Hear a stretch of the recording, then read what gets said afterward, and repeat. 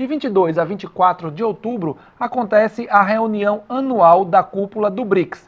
Este ano com novidades, como por exemplo a inclusão de novos países, que chamamos de BRICS Plus. Para falar mais sobre isso, vamos conversar com a professora Maria Gabriela Mazzarella. Ela que é graduada em Relações Internacionais, mestra e doutoranda em Ciência Política pela Universidade Federal de Pernambuco e professora da Uninasal Recife. Professora, então eu queria começar falando, para quem ainda não conhece o BRICS, né? A senhora podia explicar para a gente o que significa esse bloco de países e também como é que ele atua? Certo. Então, o BRICS, ele é um grupo formado por 5 países, né? A princípio, 5 países, que é Brasil, Rússia, Índia, China e África do Sul. E esses países, eles são conhecidos por a sua economia ser emergente, né? Eles foram criados ali, na verdade, esse acrônimo BRIC, que começou como BRIC, ele começou ali na década dos anos 2000, pelo Jim O'Neill, que é um economista. Ele fez esse trabalho que intitulou e acabou trazendo esse acrônimo. E o que acontece? Em 2006, esse grupo de países, até então Brasil, Rússia, Índia e China, decidiram se reunir à margem da Assembleia Geral da ONU. E a partir de então, em 2009, a gente começou a ter as cúpulas do BRICS, né? E em 2011 a gente tem a entrada da África do Sul para compor esse grupo, que é um grupo informal, inclusive vale salientar isso, porque esse não foi um grupo que ele começou a partir de um documento constituinte. Ele começou a partir de reuniões regulares desse grupo e que acabou se estabelecendo bem no cenário e na comunidade internacional. Então, é um grupo voltado para a questão da cooperação econômica financeira, principalmente, para a questão da segurança e da política internacional e para questões culturais e pessoais dos Estados-membros. No dia 1º de janeiro deste ano, Arábia Saudita, Egito, Emirados Árabes Unidos, Irã e Etiópia tornaram-se membros oficiais do BRICS. É o que a gente chama de BRICS Plus. Queria saber da senhora qual a vantagem de fazer parte do BRICS e qual a influência desse BRICS Plus que vai exercer no mundo. A importância a gente pode trazer porque, como falei, né, é um grupo que hoje ele é bem estabelecido internacionalmente. Inclusive tem o Banco do BRICS, né, que hoje a gente conhece. Pelo país, pelo Brasil, né? Exatamente. Então, a gente tem vantagens comerciais, principalmente para os países que passaram a fazer parte, né, do que a gente chama do BRICS Plus.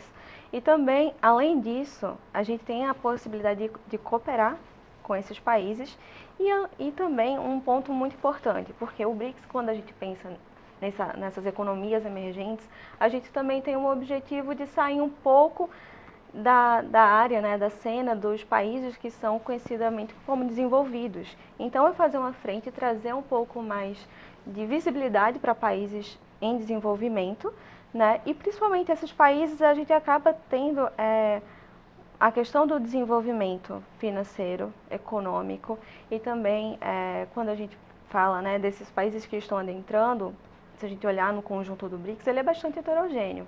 A gente tem, por exemplo, o Brasil na América Latina, a gente tem a Índia e a China ali na Ásia, a gente pega a África do Sul na África. Então, a gente tem, além da questão comercial, né, que esses países podem proporcionar, no caso, né, a gente também tem essa heterogeneidade que acaba diversificando o mercado mesmo. E qual a influência que esse BRICS Plus pode exercer no mundo? Então, pela heterogeneidade desses países e da forma que o BRICS hoje ele é constituído, né, com essa diversidade, porque quando a gente pensa no BRICS, o principal que vem, que salta aos olhos, é essa questão econômico-comercial, financeiro-econômico, na verdade, do BRICS. Então, a visibilidade para esses países, a questão de investimento, de negócios entre os países que formam esse grupo, principalmente. De 22 a 24 de outubro desse ano, acontece a cúpula anual do BRICS, que, como desde o primeiro encontro, sempre chama muita atenção do mundo. O que a gente pode esperar da reunião dos líderes esse ano? Esse ano, o foco também acaba partindo para a questão dos países que entraram ano passado. Então, para ver como vai ser a nomenclatura e como vai ser a posição desses países dentro do grupo. Eles vão ser parceiros, associados, como é que vai lidar com a questão da entrada desses países. Esse é um ponto principal, né, que deve ser discutido na cúpula desse ano. Uma outra coisa é a questão da multilateralidade, né? Porque também a gente entende que para os países em desenvolvimento, a questão da multilateralidade, a bilateralidade também entre os países do grupo é importante. O chanceler chinês Wang Yi disse numa reunião com colegas dos países do BRICS, durante a Assembleia das Nações Unidas, que o BRICS deve dar contributo para promover uma multipolaridade mundial igualitária e ordenada e também uma globalização econômica inclusiva e de benefício para todos. Como a senhora acha que os países do BRICS devem fazer para atingir esse motivo? Uma coisa em comum que esses países têm, né, que fazem parte do BRICS, é pensar num futuro sustentável. E isso traz também no lema deles do Banco do BRICS, que é pensar numa infraestrutura sustentável, num desenvolvimento sustentável para esses países e também trazendo pautas voltadas para esses países em desenvolvimento. Então, seria muito mais voltado para fomentar a questão comercial entre esses países, viabilizando essa questão do desenvolvimento sustentável e também através da cooperação entre esses países. Porque quando a gente fala de cooperação, ela é, por exemplo, econômico-financeira, uma cooperação cultural, a gente está saindo de algo muito afunilado, né, e fazendo com que esses países eles enlargueçam a questão da cooperação e que eles possam dialogar de diversas formas, né, justamente para promover essa questão da paz, né, dessa sustentabilidade também, que vai ser bastante percebida ao longo dessa década principalmente. Este ano na Rússia, no próximo ano, em 2025, aqui no Brasil. Como a senhora acha que reuniões como essa do BRICS pode fortalecer o nosso país?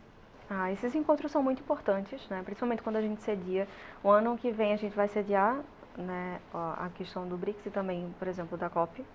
Então, isso traz uma visibilidade muito grande para o país, seja em questão de investimento, questão comercial, questão também de trazer o Brasil para um lugar de destaque internacional, né, durante aquele tempo, e também fazer com que o país ele consiga fomentar também a agenda que pode ser proposta aqui no país, né, durante a cúpula. Então, essa visibilidade também traz outros países que possam olhar para o comércio no Brasil e também comerciantes desses, empresários desses países que fazem parte do BRICS Plus, Sim. também procurar investir em questões locais. Exatamente, porque o BRICS, quando a gente tenta observar, né, como é que ele funciona, a questão comercial é muito forte. Se a gente for parar para pensar em números mesmo, quando a questão da importação e exportação do Brasil para dentro dos países do BRICS ali entre 2022 e 2023, que são os últimos dados que a gente tem, gira na casa de 119 bilhões. Isso é bastante coisa. E uma das principais demandas que a gente tem é da China, né? Então a gente tem uma grande exportação e uma grande importação para a China, né? E isso reflete muito na nossa economia e como a gente também pode se programar para questões econômicas a curto e médio e até mesmo longo prazo. Então, essa questão de ter a China como principal parceiro comercial pode ser ampliado para esses outros países também que podem passar a comercializar com o Brasil de outras frentes. Exatamente, porque são novos mercados, né?